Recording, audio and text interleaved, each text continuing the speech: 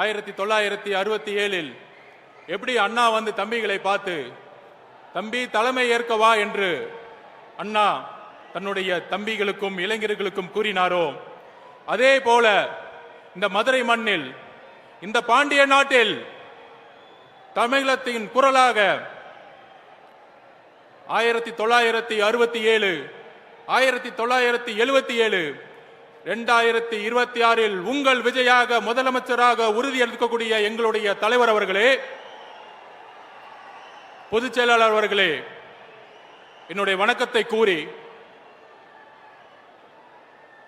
அதாவது நேற்றிலிருந்து ஒரு அரசியல் கருத்துரை தமிழகத்தில் எல்லா மீடியாலையும் உருவானது, மக்கள் மனதில் உருவானது. கொள்கை தலைவரா 5 தலைவர்களை உறுதிப்படுத்தி கட்சியை வழிநடத்தக்கூடிய இந்த நேரத்தில் எதற்கு மாநாடுடைய முகப்புரையில் அறிஞர் அண்ணாவையும்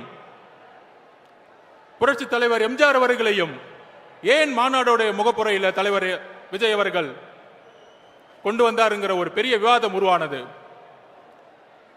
அந்த விவாதத்தின் பதிலை நாங்கள் கூறுகிறோம்.